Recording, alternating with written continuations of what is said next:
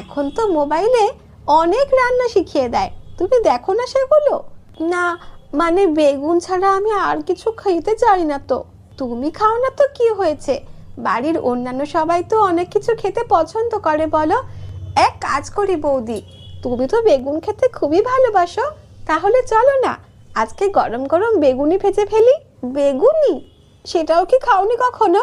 তুমি কি শুধু বৌদি আদিম মানুষের মতো পোড়া বেগুনি খেতে জানো, আর কিছু জানো না? হাসালে গো। আচ্ছা চলো, চলে এসো রান্নাঘরে, এসে আমি তোমাকে কি করে বেগুনি ভাজতে হয় দেখিয়ে দিই। খুব সোজা, 2 মিনিট দেখলেই তুমি সঙ্গে সঙ্গে শিখে যাবে। এরপর ওরা দুজনে মিলে গরম গরম বেগুনি আর চা বানিয়ে সবার জন্য খাবার নিয়ে চলে আসলো। তা দেখছি তো খেতে মন্দ হয়নি। ভালোই হয়েছে।